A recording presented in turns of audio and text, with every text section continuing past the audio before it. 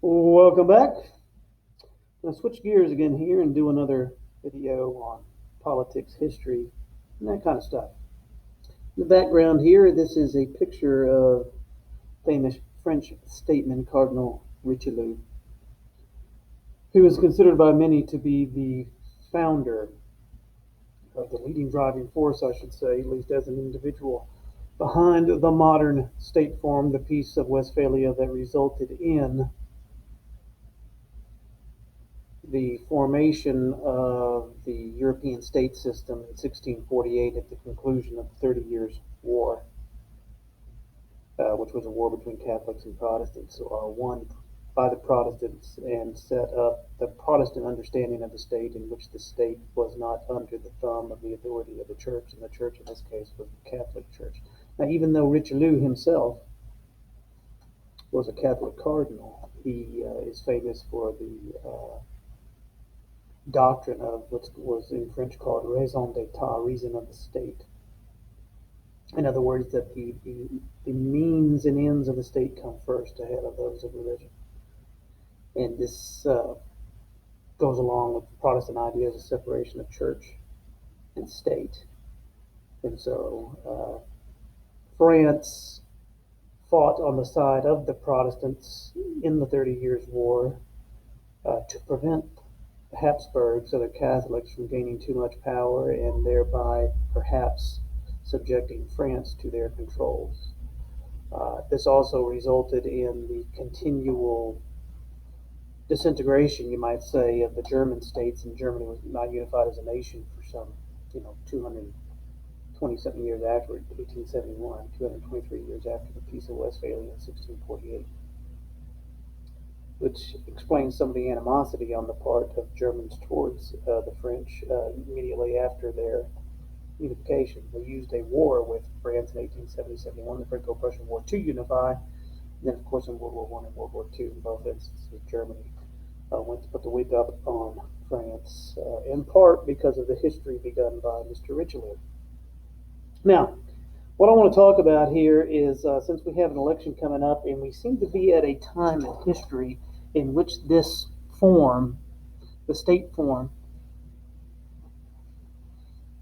established by Richelieu in the Peace of Westphalia, is, in some sense, if not crumbling, certainly changing. And history being what it is, it's a matter of time until it does, obviously. Now, different forms of political organization are matters and topics that most Americans don't like to talk about. They just want there to be one, and they want it to end, and then go on about their business, go watch football and drink beer or whatever. But events may transpire here soon that force us to think about this kind of stuff.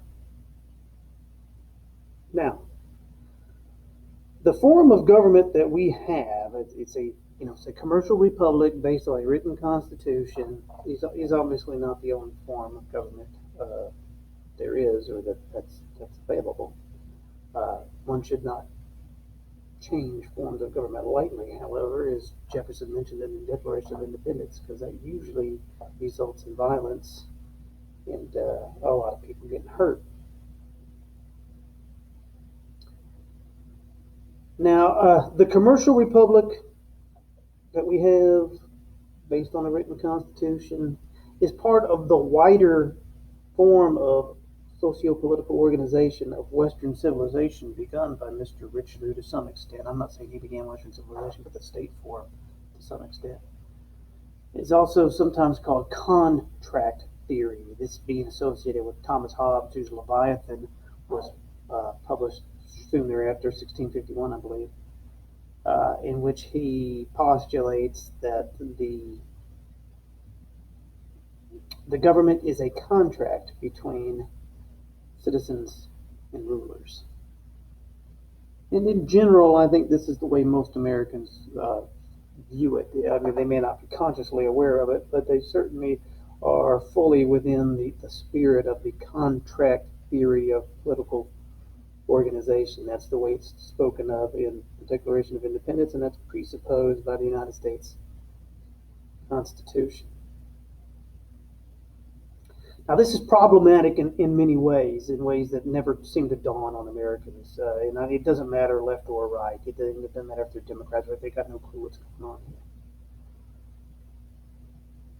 You know, there are different views. The ancient view associated with Aristotle is that human beings are what he literally called political animals, that you are born into a family, which is part of a larger community, and that to some extent then you are naturally tied to that community and owe allegiance and obedience to it in some sense. Now, this is contrary to the social contract view.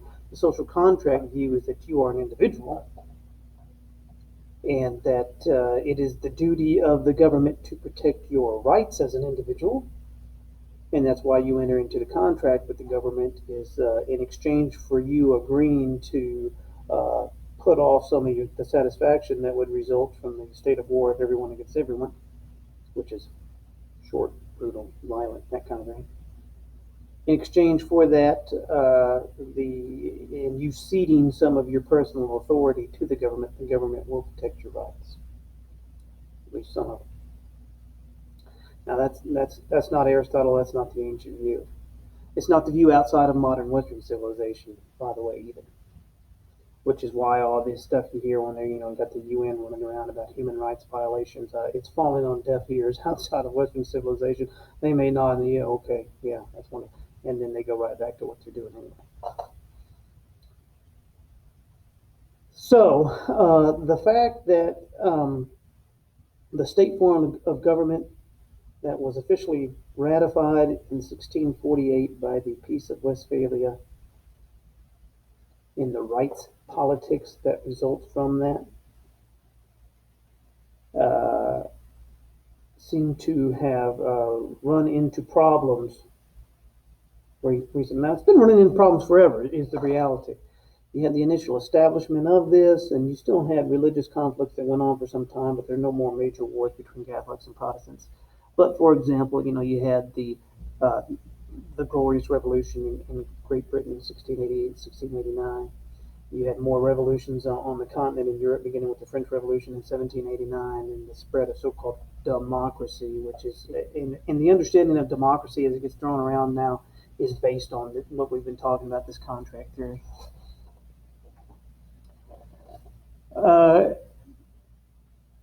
You couple that political instability that resulted from those revolutions with the economic changes that were brought about by industrialization in Europe and the United States in the 19th century, which resulted in the conflicts that erupted in World War I, World War II. And as I said, basically, except for a period of time from the end of the Napoleonic Wars to the beginning of World War I, it was relatively peaceful in Europe throughout that century for the most part, from 1815 to 1914. The system has been in trouble anyway. It's not it's not like it's been completely stable, although it's been more stable than most other systems. Fought World War I and World War II, and at the conclusion of World War II, the reality is that the state system in Europe, to some extent, came to an end, and Europe entered, basically became a protectorate, militarily speaking, of the United States through NATO. In the United States, although not officially an empire, the Cold War against the Soviet Union was literally a political conflict to see who was going to rule the world. The United States won to some extent. The Soviet Union ended up collapsing in 1991. But ever since then, there have been calls from the left, Democratic Party within the United States, the left in Europe, the left in Western civilization, to supersede the state form of organization and enter into something that would be similar to, the communist stuff of, workers of the world unite type nonsense. And that's gaining steam in the United States. And you see the erosion on the part of many people without really understanding what they're doing, but the erosion of the attachment to individual rights and more of a willingness on the part of citizens to cede power to the government in the name of effectually pursuing some egalitarian system of socioeconomic organization. That's the direction things are going in. It's difficult to break out of that. Even those in the United States, i.e., the Republicans who claim that they don't want to do that, inevitably end up going along with those things. For example, the recent COVID crisis hit. What's the response of the Republicans? They vote almost universally to have the government go into even more debt, assume financial responsibility for a large part of the economic dislocation that they themselves were causing through the shutdowns, and dramatically increase government power in the name of, socioeconomic egalitarianism. Although they didn't call it that, but that's what it amounted to. And so it seems we're moving in that direction. I don't think it'll happen seamlessly. I don't know. I don't think the left in the United States understands just how deep the tradition of individual rights and the affinity for this runs with a large part of the population. And I'm not talking some insignificant minority, the majority of Americans. Even those who think it's a good idea for the government to come along and take over certain things in the name of let's say racial justice or something like that. When push comes to shove, after that's done, they want the government to leave them alone. What they don't seem to understand is that that's not going to happen. Once the government assumes that power and authority over you, they're not going to be content to sit back and say, okay, we fixed your problem from the issue with slavery. Now you can do what you want. No, they're going to keep telling you what to do. And that's the slippery slope that the left doesn't, at least those who vote for the left, don't seem to understand. However, within the United States as such, if there were some movement toward this, and I'm bringing this up in the near future because of elections, to move in that direction, to lurch in that direction very quickly, I would expect there to be hardcore resistance and insurrection to occur. Maybe not on a nationwide basis, but certainly localized in many, many areas, which would make what happened this past summer basically look like kids' games. Because those were kids out there for the most part, throwing rocks and burning down buildings. They won't be kids anymore. It'll be grown men with weapons, who many of whom know how to use them, what they're doing. So that's not a good thing. And as I said, I don't know that the left understands that they're playing with fire when they engage in the try to take the nation in the direction they seem to want to take it in what they say in the name of justice. But in reality, and this may be cynical, but it's true, in the name of ceding power to them, some type of permanent bureaucratic class who gets to run everything. That's their goal. Let's be honest about this. So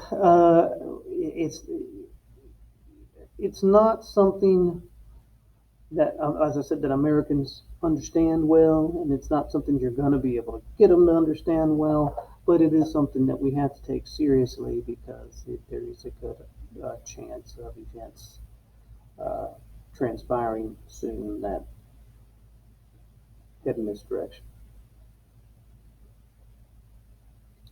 And it's possible that you could get some type of relatively, I wouldn't say peaceful, but not too radical transition in that direction by basically buying off the majority of people, and through the modicum of modern technology being able to make that happen. But again, I mean, you don't know. When you start initiating drastic political change, you can expect there to be drastic social consequences. And the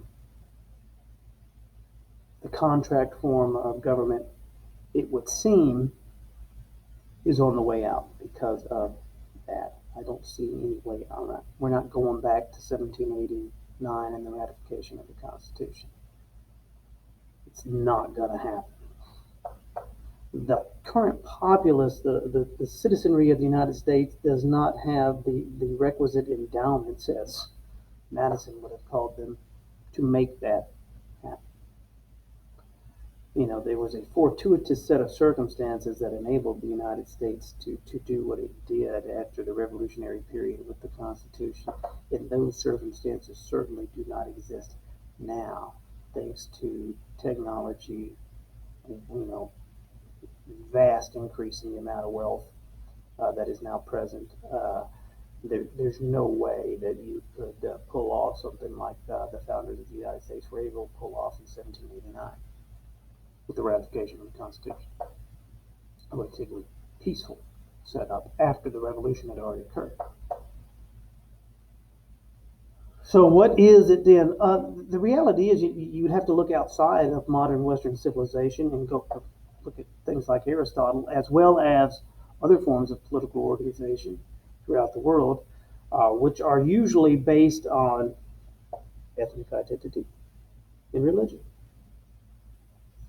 And come to the conclusion that if we have a serious dissolution of socio-political norms, that's the most likely form to come about, would be some type of retrenchment of ethnic identity and or religious basis or political organization. Now, the left seems to be of the view that modern technology has changed human nature to the point that we don't really have to worry about that anymore. I think they're living in a fantasy world. Human biology is real. There really are things that limit the ability of human beings to certain forms of socio-political organization. And the idea that you're just going to use technology and smooth that over doesn't make any sense. Certainly doesn't happen, in other parts of the world. So basically, to some extent, you say this is like, the decline and fall of Western civilization. The book by Oswald Spengler, the German, written at the conclusion of World War I, Der Untergang des Abendlandes, which literally means the going down of the Union lands. Henry Kissinger was very fond of this book. And I'm sure although he's an extremely old man now, 97 years old, I'm sure he's sitting there thinking, see, I was right all along.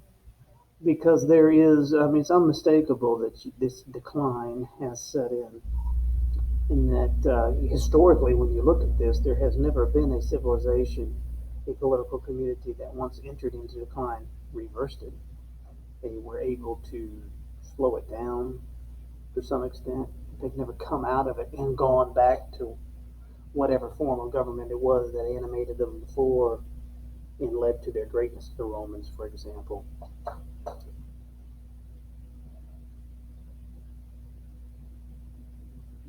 Alexander the Great.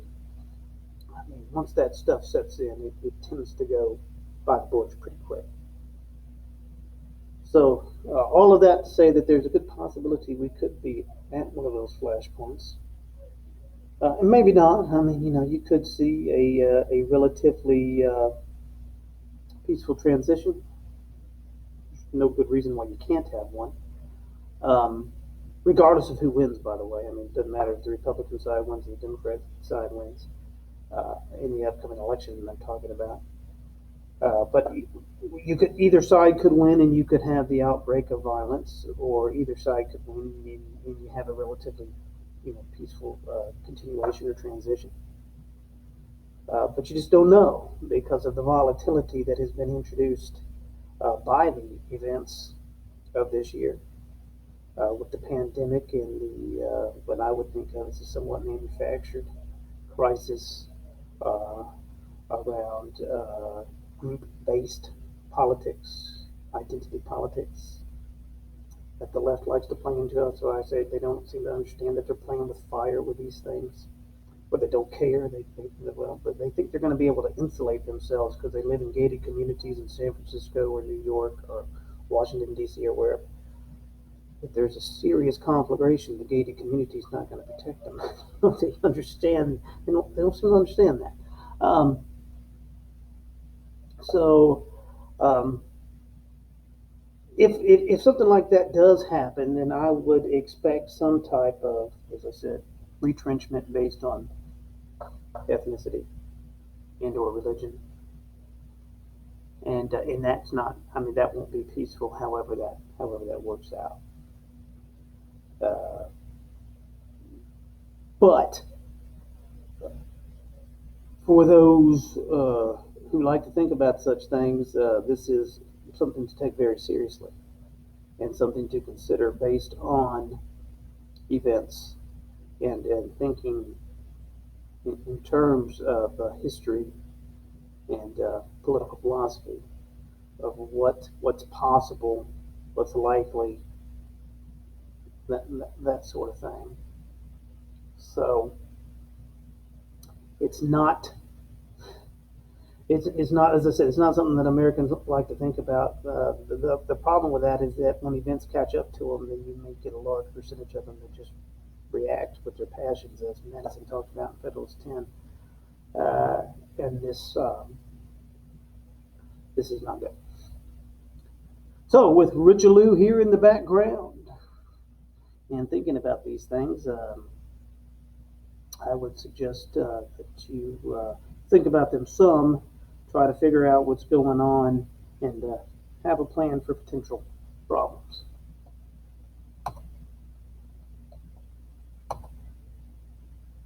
I'll see you in the next video.